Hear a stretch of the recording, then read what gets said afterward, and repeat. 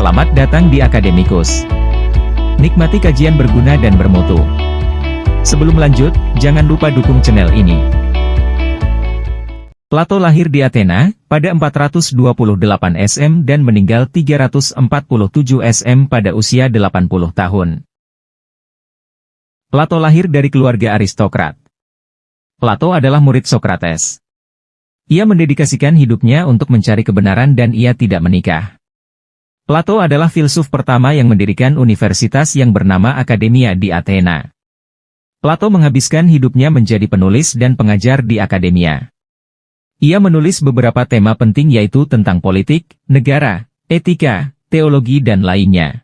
Beberapa karya tersohor Plato adalah Republik, Nomos, Telos, Simposium, Apologia, Dunia Idea.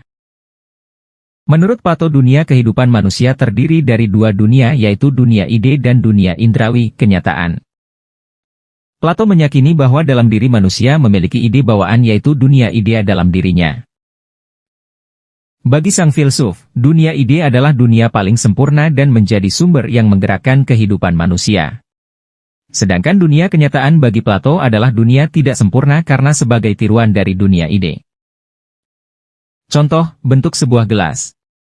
Jika mengikuti konsep dunia Plato maka bentuk sempurna dari sebuah gelas hanya ada pada dunia ide. Bentuk gelas yang berbagai macam seperti yang tersusun di dapur kita adalah bentuk tidak sempurna karena hanya tiruan dari dunia ide. Alegori atau perumpamaan gua. Ini sebenarnya bukan konsep pemikiran melainkan perumpamaan yang digunakan Plato terhadap kebenaran. Jika mencermati cerita alegori gua Plato dapat kita pahami bahwa kebenaran itu ada pada dunianya sendiri atau dalam suatu keadaan yang sudah diyakini sebagai kebenaran. Alegori gua dapat pula dianggap sebagai kritikan terhadap manusia atau kelompok masyarakat yang membatasi diri pada kebenarannya sendiri. Contoh, suatu ajaran agama. Setiap orang yang beragama pasti meyakini agamanya adalah yang paling benar. Jika suatu saat ia keluar dan melihat kebenaran lain maka ia pasti segera kembali ke agamanya. Padahal, masih banyak kebenaran lain di luar agama yang dapat memperkuat agama itu sendiri. Negara, keadilan, dan kelas sosial. Plato menghendaki kehidupan bernegara ditata menurut cita-cita keadilan yaitu keadilan bagi semua orang. Bagi Plato, masyarakat yang adil adalah masyarakat yang dipersatukan oleh tatanan yang harmonis sesuai dengan kodrat dan pendidikan mereka. Atas dasar itu, Plato membangun suatu model negara yang terdiri dari tiga kelas sosial dalam masyarakat. Pertama, para penjamin makanan. Golongan ini bekerja agar barang kebutuhan masyarakat dapat terpenuhi. Golongan ini terdiri dari petani, tukang, pedagang, buruh, pelaut DLL. Kedua, para penjaga. Golongan ini bekerja sepenuhnya untuk kepentingan umum. Mereka tidak boleh berkeluarga, tidak boleh memiliki hak pribadi, mereka hidup bersama. Mereka diajarkan pendidikan untuk dapat mengembangkan budaya tertib dan kebijaksanaan mereka sejak usia kecil, umur 2 tahun. Ketiga, para pemimpin. Golongan ini diambil dari golongan kedua yaitu para penjaga, yang paling mendalami filsafat. Dari sinilah, kita mengenal konsep raja filsuf Plato. Mengapa pemimpin itu harus filsuf? Plato meyakini bahwa hanya filsuf yang dapat melihat idea-idea kehidupan. Sistem pemerintahan. Plato merupakan salah satu filsuf yang curiga dengan sistem pemerintahan demokrasi.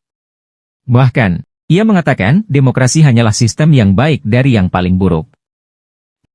Hal ini sebenarnya wajar karena semasa hidupnya demokrasi di Athena mengalami kehancuran. Plato menawarkan sistem pemerintahan yang dikuasai oleh beberapa orang saja sehingga kalau dilihat dari bentuk-bentuk pemerintahan maka berarti berbentuk aristokrasi. Namun kelompok penguasa yang dimaksud bukanlah kelompok bangsawan melainkan para filsuf. Idea yang baik. Menurut Plato, puncak kesadaran hakiki manusia adalah sadar akan idea yang baik. Apa itu idea yang baik? Bagi Plato, idea yang baik adalah sang baik itu sendiri atau realitas yang tertinggi. Sang baik itu adalah tujuan, telos, dari segala yang ada. Kalau hendak menafsirkan apa atau siapa sang baik itu, maka dapat dikatakan itu adalah Tuhan, dewa ataupun penguasa semesta. Etika Plato. Konsep etika Plato sebenarnya mewakili konsep etika Yunani yaitu etika kebijaksanaan. Ajaran etika Yunani adalah bahwa manusia hendak menjalani kehidupan yang utuh yaitu tidak hanya hidup untuk mempertahankan kehidupan tetapi memperjuangkan hidup yang bernilai. Kebijaksanaan akan dimiliki manusia tentu saja jika manusia itu baik atau menjadi orang baik. Apa itu orang baik? Plato menjelaskan bahwa orang baik adalah orang yang dikuasai oleh akal budi bukan oleh keinginan dan hawa nafsu. Bagi Plato kalau manusia dikuasai keinginan dan hawa nafsu maka manusia akan selalu kacau. Selain menjadi orang baik, kebijaksanaan juga tercapai jika manusia menyatu dengan sang baik. Bagaimana menyatu dengan sang baik?